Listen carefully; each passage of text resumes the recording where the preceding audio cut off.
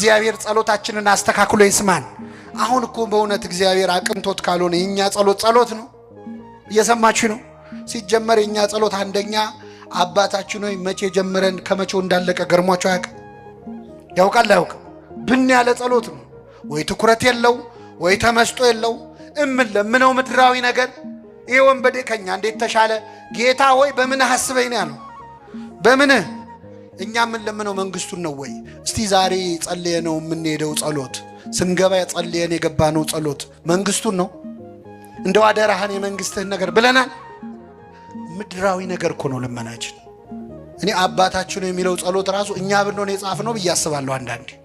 አባታችን ሆይ በሰማያት ስምህ ምን ይበል፣ ከዛስ ፈቃድ በሰማይ እንደሆነች፣ ከዛስ የዕለት። አሁን እግዚአብሔር ስለሰጠን ነው እንጂ እኛ ቢሆን የጻፍነው አባታችን እንጀራችን ስጠን ብለን ነው የምንጀምረው። መጀመሪያ ሆዴን ነው፣ ስጋዊ ነው ልመናችን። ይህ ወንበዴ ግን አስቀድማችሁ ጽድቁን መንግስቱን እሹ ነው ያለው። እስቲ መቼ ነው ስዕለት ሲሳል ለንስሐ አብቃኝ ብዬ ተስዬ ነበር የሚል ስለት ሰምታችሁ? ለቁርባን አብቃኝ የሚል ስለት፣ የቤተ ክርስቲያንን መከራ አቁምልኝ የሚል ስለት፣ እስቲ በቃችሁ በለን የሚል ስለት። እዚህ ያለ ሰው ንስሐ ቢገባ ጸጥ እንደሚል ታውቃላችሁ? ማዕበሉ እዚህ ያለው ሰው ብቻ ንስሐ ቢገባ ማረኝ ቢል ዝም ብሎ የውሸት አይደል፣ ግን ንስሐ መግባትም አንፈልግም።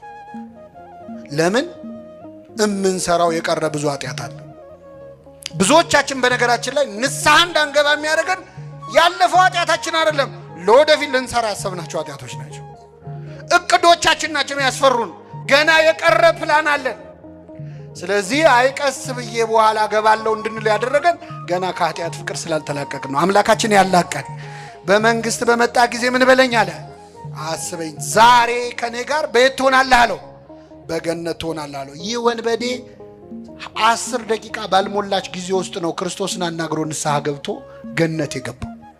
እኛ ጊዜ የለኝም ወደ እግዚአብሔር ለመመለስ እንላለን። ሰበብ ምን ቢዚ ብትሆን፣ በስራ በትምህርት በማህበራዊ ህይወት ብትወጠሩ ከዚህ ወንበዴ በላይ አልተቸነከራችሁ። ሰበብ የለንም።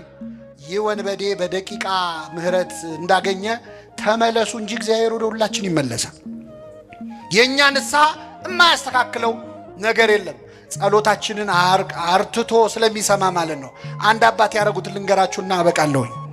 ጸሎት ብዙ ጊዜኛ የምንጸልየው ጸሎት የማይሰማበት አንዱ ምክንያት እግዚአብሔር ስለሚወደን ነው። እስኪ በሉ እግዚአብሔር ምን ስለሚለን። ለምን መሰላችሁ?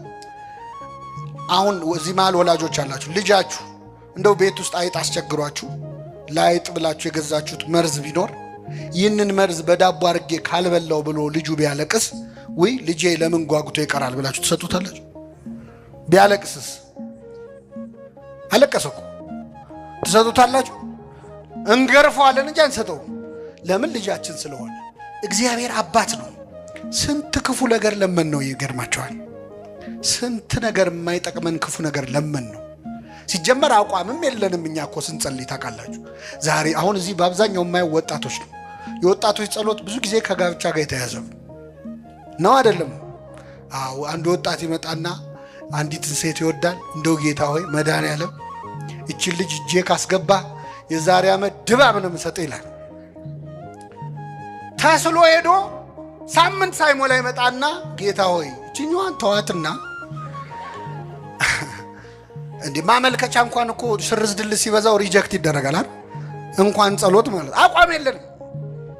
ዛሬ የምንፈልገው ሌላ፣ ነገ የምንፈልገው ሌላ፣ ዝብርቅርቅ ያለ ጸሎት ነው የምንጸልየው። ግን ይሰማናል እግዚአብሔር። አይገርም? ጸሎቴን ያልከለከለ በሉ እስኪ እግዚአብሔር ይመስገን። ምን መሰላችሁ? ልትጸልዩ ስትመጡ ዝም በል ይላል እግዚአብሔር።